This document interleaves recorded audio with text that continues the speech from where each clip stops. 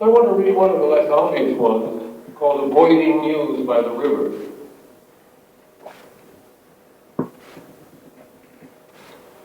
As the stars hide in the light before daybreak, reed warblers hunt along the narrow stream, trout rise to their shadows, milky light flows through the branches, spills with blood. Men will be waking. In an hour it will be summer. I dreamed that the heavens were eating the earth. Waking, it is not so, not the heavens. I am not ashamed of the wren's murders, or the badger's dinners, on which all worldly good depends. If I were not human, I would not be ashamed of anything.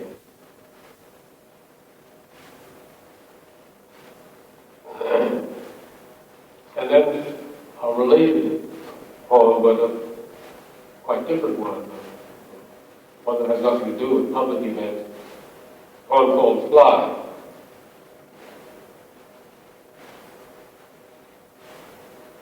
I have been cruel to a fat pigeon because he would not fly. All he wanted was to live like a friendly old man. He had let himself become a wreck, filthy and confiding, wild for his food, beating the cat off the garbage, ignoring his mate, perpetually snotty at the beak, smelling, waddling, having to be carried up the ladder at night, content. Fly, I said, throwing him into the air, but he would run, drop, and run back, expecting to be fed. I said it again and again, throwing him up as he got worse. He let himself be picked up every time until I found him in the dump, dead of the needless efforts. So that is what I am. Pondering his eye that could not conceive that I was a creature to run from. I who have always believed too much in words.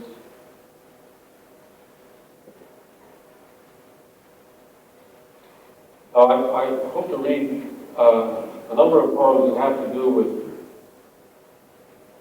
trees, the green world, and I want to read first a very short poem called Tale, not Donkey's Tale, but Story Tale.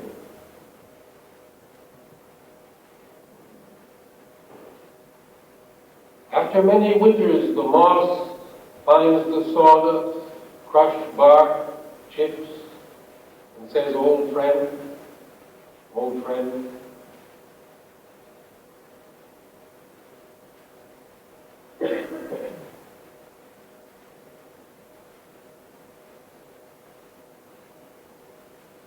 And another very short poem, and again a seasonal one, called After the Harvest.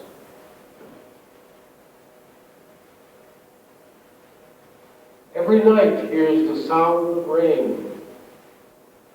It is a roofer's widow looking for him in her glass sleep. These are poems from the same time, and I'm trying to sort of go around what was happening then.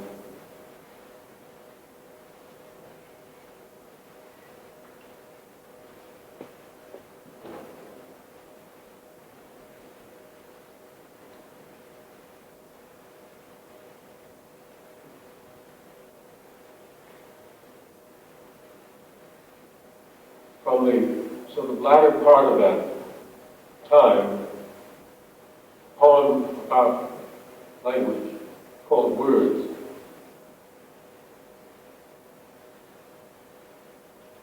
When the pain of the world finds words, they sound like joy.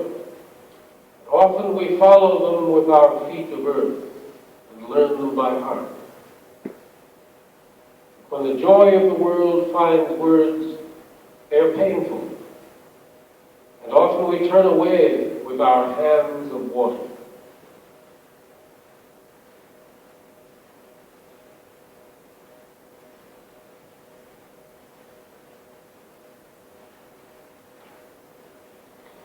other insect poem. And this one was written in Mexico, in a place where there were a great many Indians of different nations living around, far outnumbering the Latinos, and many of my friends were anthropologists. We were dealing with myths and stories all the time. I was struck by the thing I was talking about a minute ago, that the insects, which were very, very important in everybody's lives, weren't given much attention in the stories at all. You went to the movie house, sometimes if it was a good movie, there would be 3 other people, but thousands of fleas. And nobody talked about the fleas. Anyway, this is a kind of little myth about the fleas. And it's called the fleas carrying words. Flea is a carrying person, someone carries things. A flea is carrying a bag of diseases, and he says as he goes, "These I did not make myself. We don't all have the same gifts. Beginning isn't everything. I don't even know who made them. I don't know who'll use them. I don't use them myself. I just do what's in front of me as I'm supposed to. I carry them. Nobody likes me. Nobody wants to change places with me. But I don't mind. I get away, bags and all. Something needs me. Everything needs me. I need myself. And the fire is my father."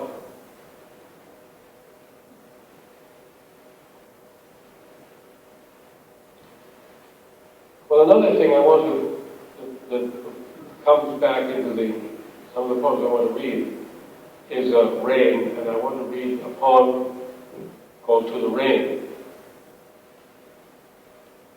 First of those. And it's addressed, of course, as the title suggests, to the second person. It is to the rain. You reach me out of the age of the air, clear, falling toward me, each one new. If any of you has a name, it is unknown. But waited for you here that long, for you to fall through it, knowing nothing. Hem of the garment, do not wait until I can love all that I am to know, for maybe that will never be. Touch me this time. Let me love what I cannot know, as the man born blind may love color, until all that he loves fills him with color.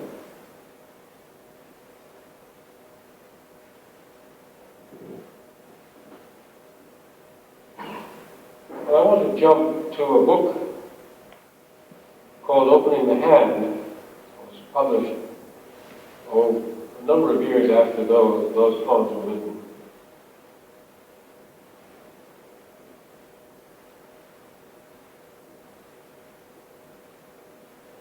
There again are a number of family poems and poems to do with family relations, and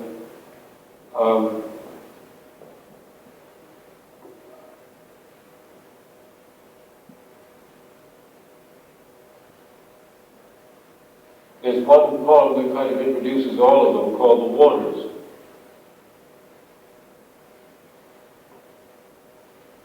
I was the whole summer remembering more than I knew, as though anything could stand still in the waters. There were lives that turned and appeared to wait, and I went toward them looking. Sounds carrying water, but not what I called so far. Sun and moon shone into the moving water, and after many days, joys and griefs I had not thought were mine, woke in this body's altering dream, knowing where they were. Faces that would never die return toward our light through mortal waters. Then a poem called "Sun and Rain."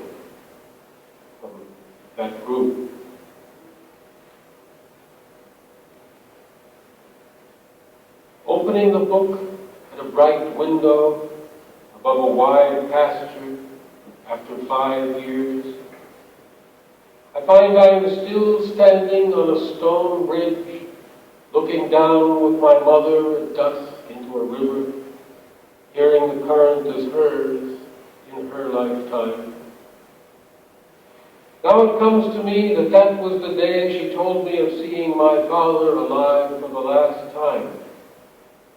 He waved her back from the door as she was leaving, took her hand for a while and said nothing. At some signal, in a band of sunlight, all the black cows flow down the pasture together to turn uphill and stand as the dark rain touches them.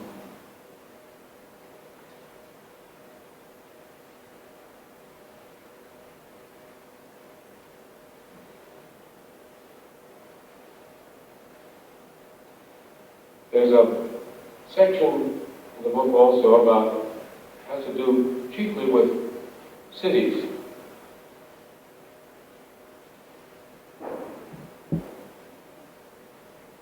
One of them I want to read called Late Wonders.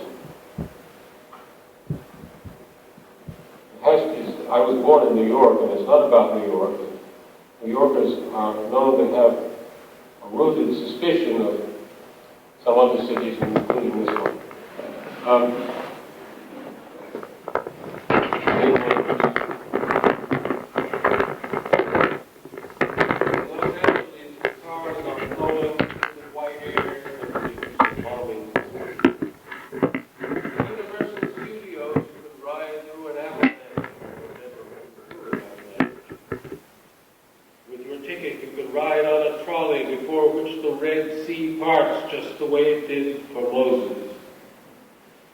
Los Angeles destroyed hourly.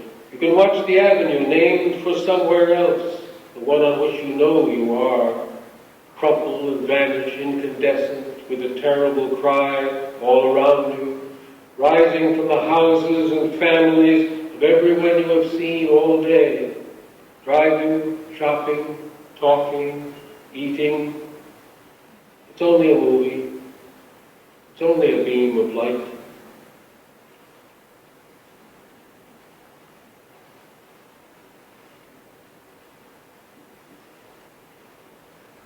There's a poem in this book about a teacher of mine whom you all know by name and probably know his writing very well, poet John Merwin. The poem is simply called Merwin. I will tell you what he told me in the years just after the war, as we then called the Second World War. Don't lose your arrogance yet, he said. You can do that when you're older. Lose it too soon and you may merely replace it with vanity. Just one time he suggested changing the usual order of the same words in a line of verse. Why point out a thing twice? He suggested I pray to the muse, get down on my knees and pray right there in the corner, and he said he meant it literally. It was in the days before the beard and the drink, but he was deep in tides of his own through which he sailed, chin sideways and head tilted like a tacking sloop. He was far older than the dates allowed for, much older than I was. He was in his 30s. He snapped down his nose with an accent I think he had affected in England. As for publishing, he advised me to paper my wall with rejection slips. His lips and the bones of his long fingers trembled with the vehemence of his views about poetry. He said the great presence that permitted everything and transmuted it in poetry was passion. Passion was genius, and he praised movement and invention. I had hardly begun to read. I asked, how can you ever be sure that what you write is really any good at all? And he said, you can't. You can't. You can never be sure. You die without knowing whether anything you wrote was any good. If you have to be sure, don't write.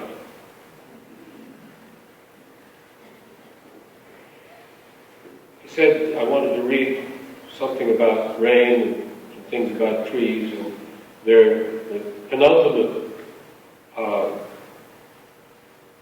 book of poems is The Rain and the Trees.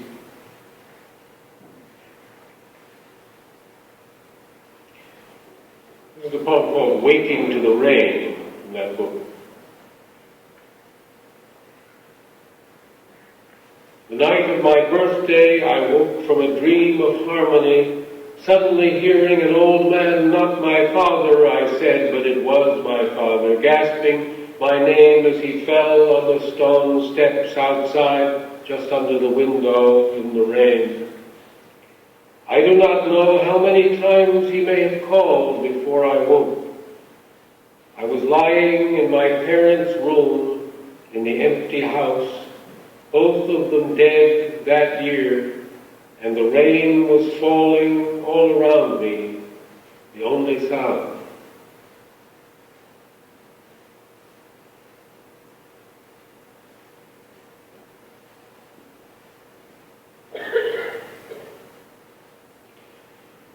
This is a different kind of tree poem from, I think, any of the others. It's a kind of little myth of its own. And it comes in late in a story, which I think tells itself in the process. It's called The Crust. Someone explaining something that happened to a king. Sire, it is true as far as it goes. It was summer and a holiday in the morning, and the traffic was piled on the roads, blocked at an intersection with the radios playing, and I could see just ahead that the earth had fallen away from the road underneath. I tried to get others to go back, and some began to go back as the road opened under them.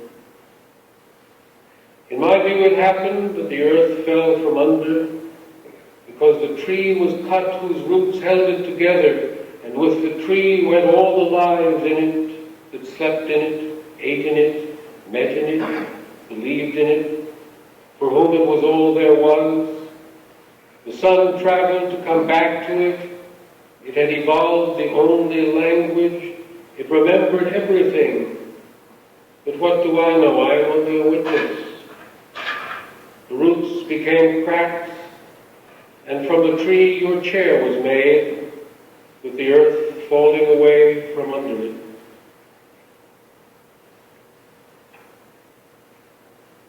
I read that partly because there's another myth poem that I want to read later. This is another insect poem. There are a number of them in this book. And this one is addressed to the insects.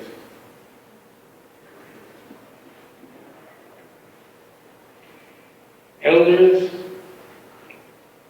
we have been here so short a time, and we pretend that we have invented memory. We have forgotten what it is like to be you, who do not remember us. We remember imagining that what survived us would be like us, and would remember the world as it appears to us. But it will be your eyes that will fill with light. We kill you again and again, and we turn into you, eating the forests, eating the earth and the water, and dying of them, departing from ourselves, leaving you the morning in its antiquity.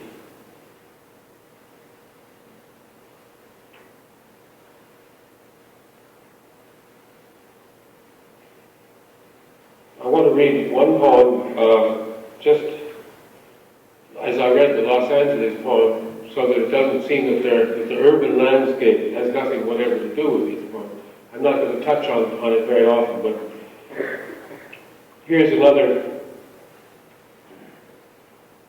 urban poem. I think the landscape will be very recognizable. It's simply called Airport.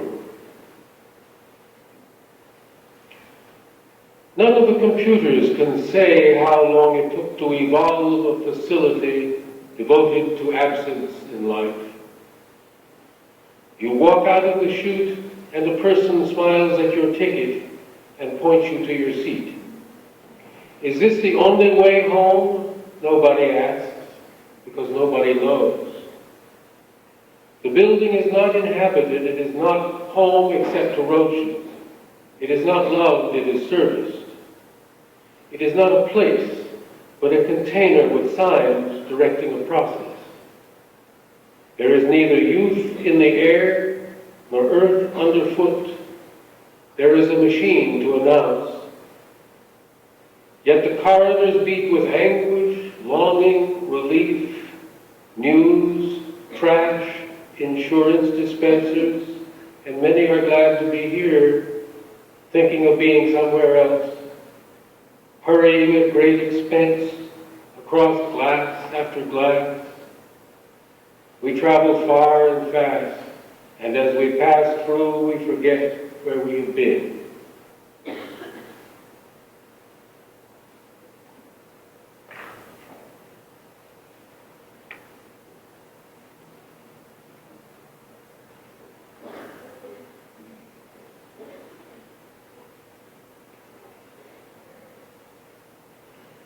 Another insect. This one that you may not be so familiar with, but it's related to the Japanese beetle, which I'm sure you know very well. This one is a beetle that comes from China. It's called the rose beetle. So it's a tropical insect. So we were so unlucky as to have it in Providence, it would probably die out the first winter. And it's addressed to the rose beetle. It is said that you came from China, but you never saw China. You eat up the leaves here. Your ancestors traveled blind in eggs. You arrived just after dark from underground with a clicking whir in the first night, knowing by the smell what leaves to eat here, where you awakened for the first time.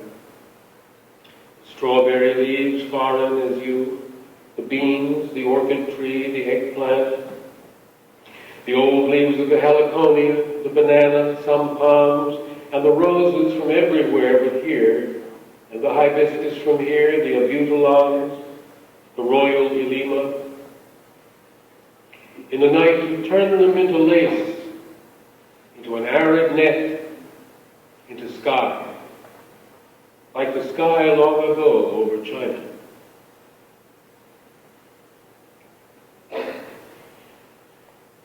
The newly published book is called Travels, and it's a hard book to read from because many of the poems in it are narrative poems, which are of a cumbersome length to read, a cumbersome length probably to listen to too, because they're stories. Very few stories last a minute or two. Most of them last longer than that. But the first poem that I want to read from there is not a narrative, but it is called One Story. And it brings together a number of the things that I've been talking about, and something that Sandy was talking to me about earlier this evening.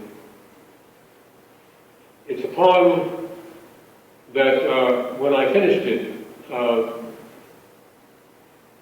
I realized that it was something that I wanted to write for a very long time. So that really cancels out a whole lot of what might have been critical perspective on it. It's a formal poem. Most of the poems in the new book Travels are quite formal. There aren't any sonnets, so there are no heroic couplets or terts of rima, but they're formal in different ways. I should say, by the way, that I think all poetry is formal. I think that if it is a poem, its form is the poem. They're inseparable. But there are, of course, other kinds of form. There are abstract patterns that can be taken out and examined apart from the poem. And these are formal, some of them in that sense too. So whether you can hear the forms or indeed are interested in them I'm just telling you that in case you are. Well, this is just called One Story. There's a poem of Robert Graves that begins, as I've forgotten when I made the title. There is one story and one story only that will prove worth your telling. Robert was very dogmatic about what that story was. This is not perhaps that story, but it turns on two words.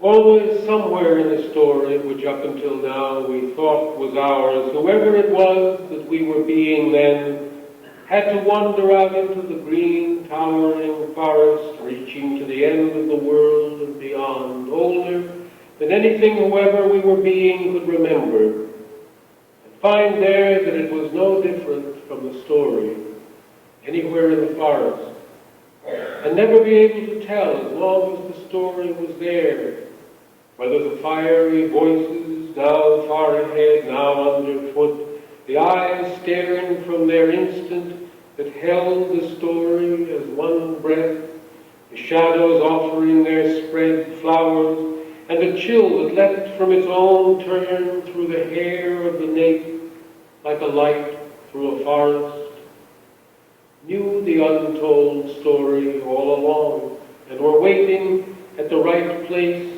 as the moment arrived for whoever it was to be led at last by the wiles of ignorance through the forest, and come before them face to face for the first time, recognizing them with no names, and again surviving, seizing something alive to take home out of the story.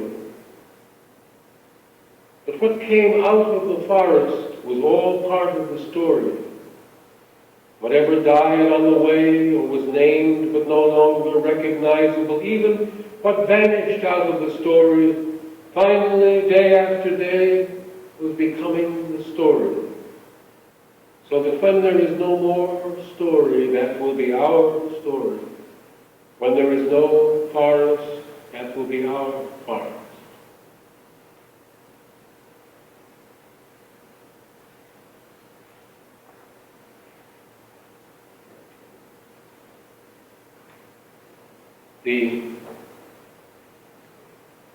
There's another story poem that I want to read. This is about a poet and about a part of his life that is not considered or written about very often. He's the very great French phenomenon, Attila Rimbaud, 19th century poet, one of the very greatest poets in French, who had written all of his poetry before he left adolescence and then stopped writing. And this again is a formal poem. It's a narrative about part of his life. It's called Rimbaud's Piano. Suddenly, at 21, with his poems already behind him, his manuscripts fed to the flames 2 years since, and his final hope in the alchemy of the word buried deep under the dust that chased his blown soul through Europe, and the fine snows that spun into his slurring footsteps in the passes southward to Italy. His shoes even then no longer laced with lyre strings, and his fingers penniless once more, then Italy, and its kind widow fading backward into the darkness and hungers of London, Verlaine's retching and sobbing, the days of the Commune, his Paris dawn bursting for the first time like poison promising through his blood. There he was back again at Mother's, after all, at Mother's, and not even the farm at Roche with its crippled barn, where at least he could have held to himself, but the dank little house on the crowded street in Charleville, tight curtained like a series of sick rooms, the dimness reeking of walls and waiting of camphor and vinegar, old bedding and the black boards of mother, from which he kept turning to the other door, though outside it there was nothing but Charleville, which he had left, he thought, and kept leaving, his pockets full of nothing but pages now from dictionaries, Arabic, Hindustani, Greek, Russian. He was learning them all and teaching German to the landlord's son, with winter coming on, trying to turn some words into money, into numbers, where the future lay. But there must be something to which the numbers were still witness, the harmony that Pythagoras had called music, in whose continuo the light burst into bodies, knowing everywhere the notes that were their way, those numbers that were their belonging. And Mother, he told her, I must have a piano, he said to her, with her blue regard, whose husband had left her and the 4 children, both daughters sickly, one dying, one son from the beginning good for nothing, and this other in whom she had scrubbed, brushed, and buttoned the last of her hopes for this world, this one who had been so good, marching before her to Mass and had won all the prizes at school, this one with the eyes of ice who could have been anything, and instead had found nothing better to do than run away like his brother, leaving her and the girls beside the river, telling them that he was going for a book indeed, and taking the train for Paris with no ticket, letting her guess what had happened to him, with the Germans advancing on Charleville, and her breathless from door to door, searching in cafes, asking for him, and all night rummaging the street looking for him, not for the last time, and he already in the hands of the police and bad company. No wonder, after those books he had brought home, all his studies for nothing, wandering like a tramp with that other, and now a piano. And Verlaine, to whom he wrote, answered with that vomit of piety perfected in prison, making it clear that this long pretext for a loan was merely one more trick to obtain money, whereas, etc. So he carved a keyboard on the dining room table for practicing scales on, while he listened to his pupils' untuned German and hearkened beyond them both to the true sound, until his mother, out of concern for the furniture, hired a piano, which came on a cart like part of a funeral, to be cursed through the door as a camel and into its corner, thence to awaken the echoes of Pythagoras, as written by Mademoiselle Charpentier in her exercises for the pianoforte, borrowed from the Charleville choir master, her notations of those same intervals that told the distances among the stars, wherefore they sang, stumbling over and over, bruised and shaky all that winter through the sour rooms, while his sister lay dying, while the doors were draped with mourning before Christmas, while the snow fell black out of the death of the year into the new, splintered ivory, far from its own vast sufferings, sinking into him daily its claims, so that by spring, when he had acquired a certain noisy proficiency, and the roads melted again before him into visions of Russia, arches of Vienna, faces of thieves, the waiting hands once more of the police, with somewhere beyond them all the south and its peacock islands, its deserts, and the battered instrument was given up to become a camel again, patient on its own pilgrimage to the end of the elephants, and its separate molecules orbiting through unseen stellar harmonies. The drummed notes of that winter continued to ring in the heads that heard them. They rose through the oilcloth and the fringed embroidery that hid the carved keyboard. They echoed the closing of the door. They spiraled after his steps on the slave routes, and slipped out of the first words of letters from Africa, useless, unwelcome, and unloved, without beginning like a trailing knot of the artificial legs made for his lost one but never used, heard by no others like the choir of 8 with 5 principal singers and 20 orphans who bore candles at his funeral, and meaning nothing else like the lives through which they sounded.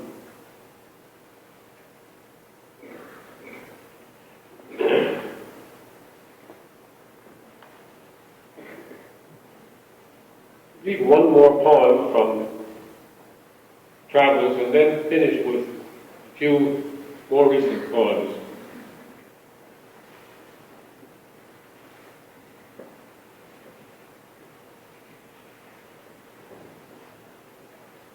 This is about a poem in the voice of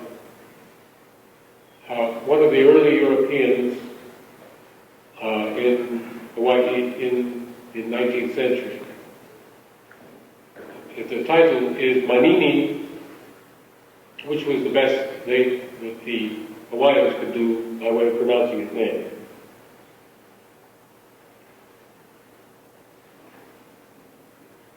I, Don Francisco de Paula Marin, saved the best for the lost pages.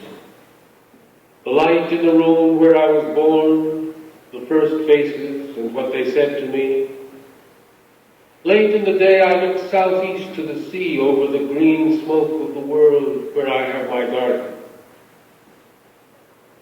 Who did I leave behind at the beginning? Nobody there would know me now. I was still a boy when I sailed all the way to the rivers of ice and saw the flat firs carried out of the forest, already far from their bodies. At night, when the last eyes had gone from the fires, I heard wet bodies walking in the air, no longer knowing what they were looking for. Even of their language I remember something. By day I watched the firs going to the island. Came the day when I left with the firs for the islands. It would always be said that I had killed my man. I still carry a sword. I wear my own uniform as the chiefs do. I remember the islands in the morning, clouds with blue shadows on the mountains. From the boat coming in, I watched the women watching us from under the trees. Those days I met the first of my wives. We made the first of the children. I was led into the presence of the chief, whom the Europeans already called the king. We found what each of us needed from the other. For me, protection, and for him, the tongues and meanings of foreigners, a readiness which he kept testing, a way with simples and ailments that I had come to along my way. I learned names for leaves that were new to me, and for ills that are everywhere the same. The king was the king, but I was still a sailor, not done with my voyages, until I had been to both sides of the ocean, and other islands that rise from it, many as stars in the southern sky. I watched hands wherever there were hands, and eyes and mouths, and I came to speak the syllables for what they treasured, and sailed home again to my household and the king. Since we have no furs here, he sent the men into the mountains with axes for the fragrant sandalwood. It was carried out on their flayed backs and sold for what they had never needed, all in the end for nothing, and I directed it. With the wood of fragrance departed that never came back to the mountains. All down the trails it clung to the raw back as the firs clung to the limbs of the fur-bearers. That fragrance had been youth itself, and when it was gone, even I could not believe it had ever been ours. And when the king was dead and his gods were cast down, I saw the missionaries come with their pewter eyes and their dank righteousness. And I welcomed them, as my life had taught me to do, to my house under the trees by the harbor, where they stared with disgust at the images of the faith of my childhood, at my wives, at the petals our children, at the wine they were offered, at the naked grapes ripening outside in the sunlight, as we are told they once ripened in Canaan. I know these same guests will have me carried by converts when my time comes, and will hail over me the winter of their words. It is true enough my spirit would claim no place in their hereafter, having clung, as I see now, like furs and fragrance to the long summer that tastes of skin and running juice. I wanted the whole valley for a garden, and the fruits of all the earth growing there.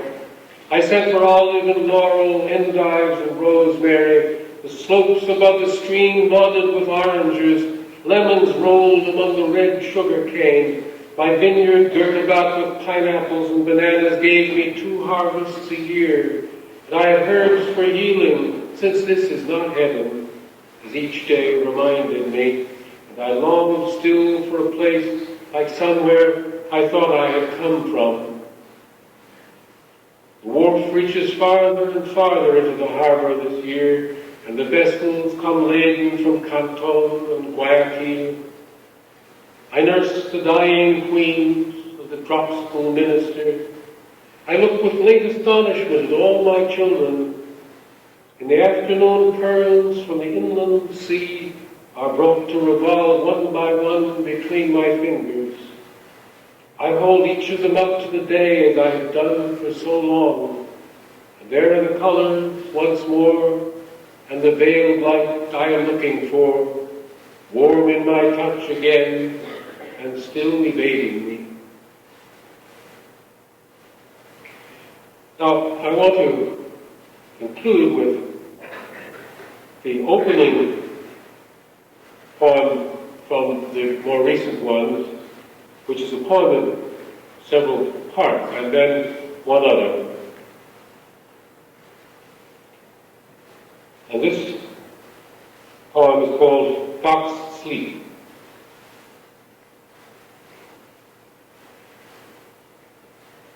On a road through the mountains with a friend many years ago, I came to a curve on a slope where a clear stream flowed down, flashing across dark rocks through its own echoes that could neither be caught nor forgotten. It was the turning of autumn, and already the mornings were cold with ragged clouds in the hollows long after sunrise, but the pasture sagging like a roof, the glassy water and flickering yellow leaves and the few poplars and knotted plum trees were held up in a handful of sunlight that made the slates on the silent mill by the stream glisten white above their ruin. And a few relics of the life before had been arranged in front of the open door of the mill house to wait, pale in the daylight out on the open mountain, after what they had been made for was over. The dew was drying on them, and there were few who took that road who might buy one of them and take it away somewhere to be unusual, to be the only one, to become unknown. A wooden bed stood there on rocks, a cradle the color of dust, a cracked oil jar, iron pots, wooden wheels, iron wheels, stone wheels, a tall box of a clock, and among them a ring of white stone the size of an embrace set into another of the same size, an iron spike rising from the ring where the wooden handle had fitted that turned it in its days as a hand mill.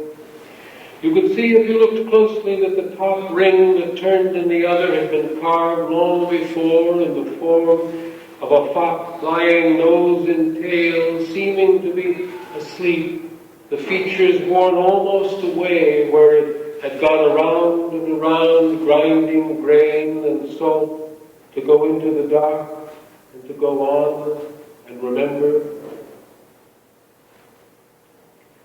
What I thought I had left, I kept finding again. But when I went looking for what I thought I remembered, as anyone could have foretold, it was not there. When I went away looking for what I had to do, I found that I was living where I was a stranger. When I retraced my steps, the familiar vision turned opaque and all certain and in the wrong places. And the places where I had been a stranger appeared to me to be where I had been at home, called by name and answering, getting ready to go away.